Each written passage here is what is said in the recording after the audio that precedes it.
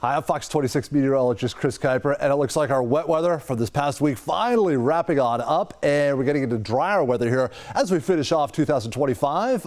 Looks like a dry weekend, dry last weekend of the year for us. Fog does return, although it shouldn't be as bad as what we had earlier on in the month. I do see afternoon clearing each and every day, and it only lasts a few days. By the time we get to New Year's Eve, well, maybe a few showers out there, but not a whole lot. Definitely not what we had earlier on in the week. Check out the satellite picture here on a Friday evening and showing the activity winding down. Still not totally done, but it's almost done. And give it about another 12 hours or so, and I think this activity will be just about done for us here. So let's take a look at almost totally done rainfall totals out of our storm system and see how much we picked up here out of the storm here on especially Christmas Eve and Christmas Day and also Friday as well. And very impressive numbers. 2 inches of rain fell in Fresno, about half that in Madera, 2.2 inches there at Naval Air Station Lemoore, 2 inches and then some in Porterville, 1.8 in Visalia in the mountains. Oh my goodness, 10 inches and a third. Wow, in Shaver Lake, 5 inches in Oakhurst, 9 2/3 in Wawona there. So crazy rainfall totals in the mountains. Great to see, and well, we're about done here for a little while. Now, let's take a look at Southern California. You may have seen some of the video or heard about some of the flooding that happened down in the Southland there. We had all kinds of rain down in that region, and they picked up even more than we did. Now, let's take a look at the Doppler radar here, and this you can use a tool here on the radar to estimate how much rain has actually fallen. And let's take a look first off at the mountains above Santa Barbara County, here in Santa Barbara itself. These are the Santa Ynez Mountains. And what does the radar suggest fell there? Okay, there's a 7.2, there's a 7.6. I've seen even higher number. There's an 8.8. That's pretty impressive stuff there. Let's go take a look now at the mountains here in Ventura County, Topatopa Mountains and some of the other ones there as well, and see how much the radar is estimated fell there. We'll go right in that pink area, 9.4, 8.3, some other there's another 9.4. So some pretty impressive numbers being estimated by the radar over there. Finally, let's go over to the San Gabriel Mountains. This is where Wrightwood is, and you may have seen some of the flooding and some of the mudslides that happened there in Wrightwood after all the rain that they got, and boy, 9 inches of rain. Most of that came down on Wednesday. So really, again, a lot of rain down in that region. Now, that's what the Doppler radar is estimating.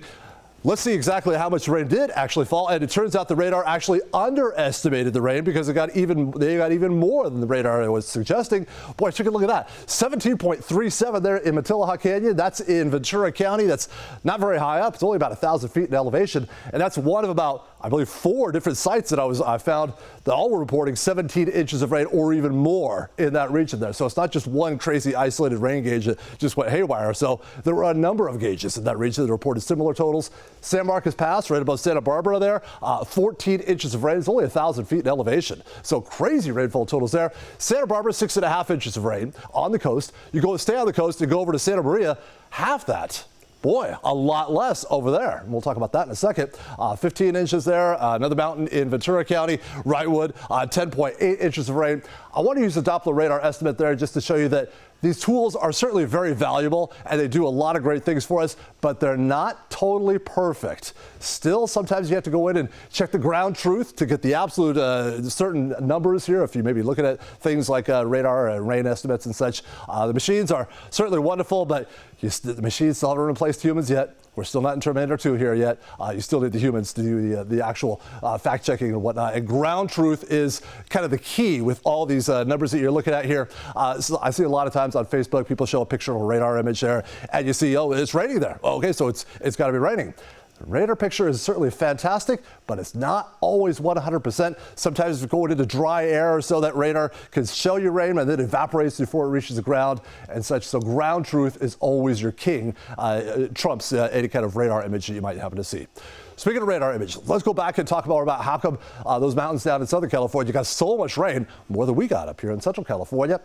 Here's our atmospheric river. We'll go back in time here Tuesday. Here's a look at that big garden hose of moisture pointed out in the Pacific Ocean and ready to come on shore. And here it comes on shore there on Christmas Eve.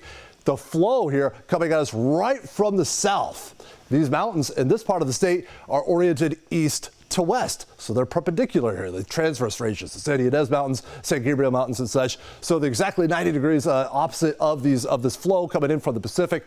There's no real big gaps or passes here, so all this moisture has to go up the mountains and then over. San Ynez Mountains are up there about 4,000 feet. Those mountains in Ventura County, they're up by 8,000 feet. In some spots, Mount Baldy there in San Gabriel's, that's 10,000 feet. So there's some elevation with some of these mountains that the moisture has climbed up and over.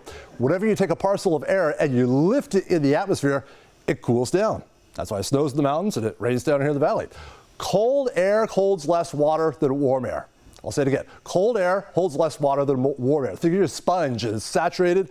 And then if you cool it down, you would be squeezing it, basically, squeezing the air out. So you lift this air up here, it cools down, it can't hold that much water, it squeezes out, and we get that really tremendous, efficient way to wring out the moisture out of a storm system, which is what we did. When we have a storm coming at us from the east-west direction, the Sierra Nevada does the exact same thing.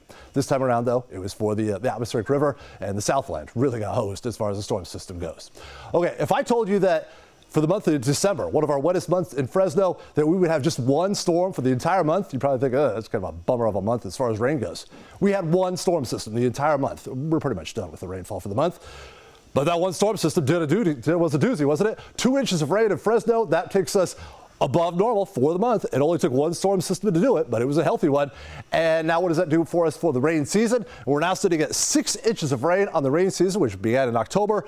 We're more than double where we should be. So it was an incredibly wet start. Rain took about a month off there also towards the end of November and through much of December. But it's back, and here we are doing really good with the rain again. Now, what about New Year's Eve? This particular model here, this is the Euro model, and it's showing rain coming at us on Thursday afternoon.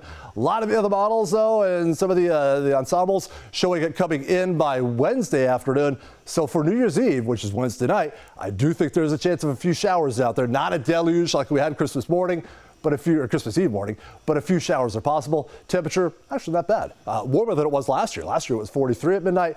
This time around, 47 our temperature at midnight. Finally, checking out a 10-day forecast one more time. Again, dry here through the end of the year. And right about New Year's Eve, unfortunately, chance of a few showers, so maybe some raindrops coming down with the confetti. And we'll start off 2026 with a little bit more wet weather in the forecast.